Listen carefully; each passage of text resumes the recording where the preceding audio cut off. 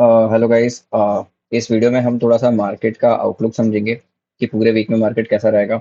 उसके बाद Nifty defence को लेके काफ़ी लोगों के डाउट्स हैं, उसको समझाने का ट्राई करता हूँ।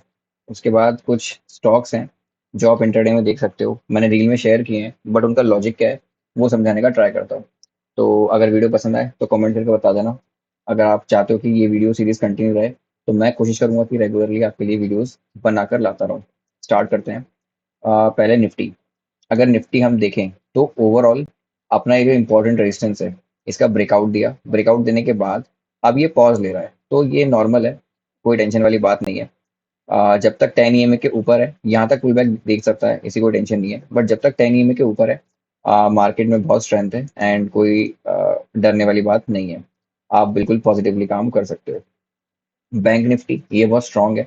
अगर आप देखोगे ऑल टाइम हाई का ब्रेकआउट देने के बाद काफी टाइम से 10 ईएमए के पास कंसोलिडेट कर रहा है। वेरी हाई चांसेस है कि इस रेंज का ब्रेकआउट दे और यहाँ से नया हाई हमको देखने को मिले। ठीक है। अगर ये चलता है तो इसको लीड करेगा, सबसे पहला जो स्टॉक है हमारा वो है H D F C bank. तो इसका भी सेटअप बहुत अच्छा है।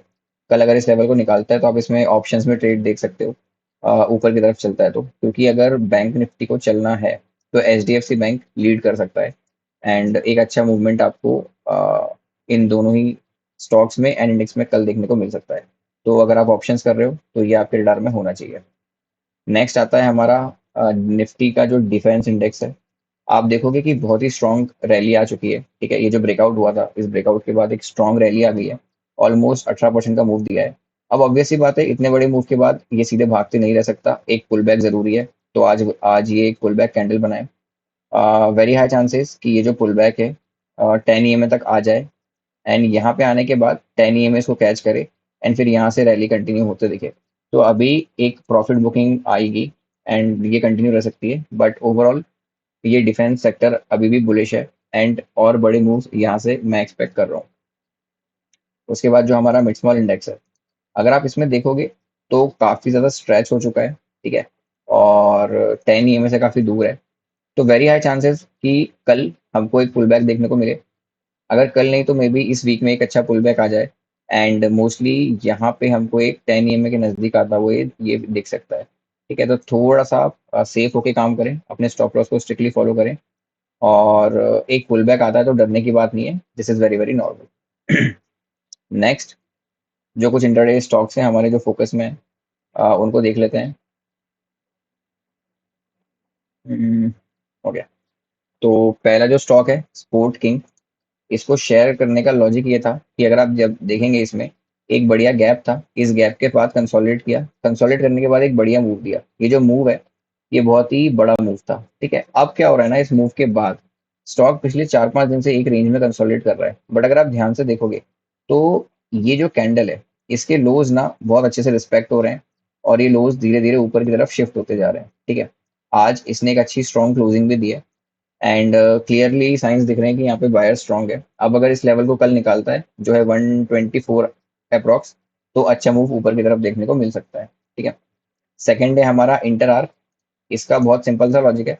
अगर आप देखोगे ये बार बार इस रेंज से रिजेक्शन ले रहा है। ठीक है, यहाँ पे एक बार लिया, ठीक है, सेकंड टाइम लिया, थर्ड टाइम लिया, बट इस बार एक सेल ऑफ ना आके ये साइडवेज हो गया है। ठीक है, विच मीन्स अब अगर इसको निकलना है तो बायर्स यहाँ पे कहीं ना कहीं स्ट्रांग है एंड अब अगर इस रेंज का ये ब्रेकआउट देगा तो एक अच्छा मूव हमको देखने को मिल सकता है। तो ये इसका सिंपल सा लॉजिक था।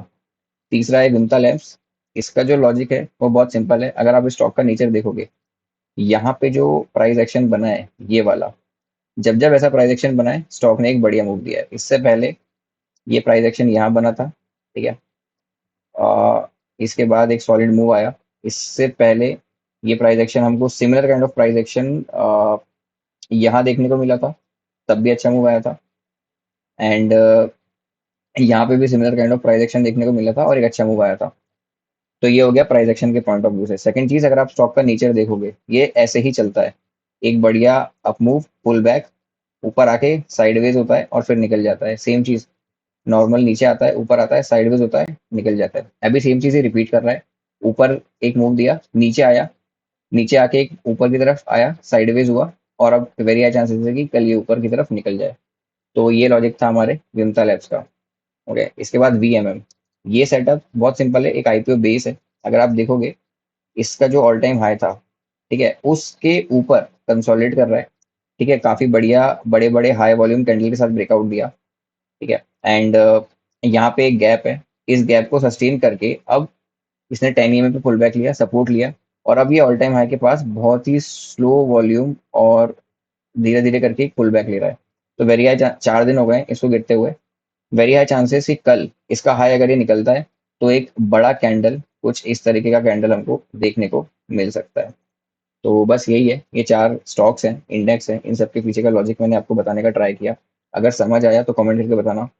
ये सीरीज अगर आप चाहते हो कि कंटिन्यू रहे तो भी मुझे कमेंट करके बताना, मैं कोशिश करूंगा कि रेगुलरली आपके लिए ऐसे वीडियोस लाता रहूं। Thank you so much.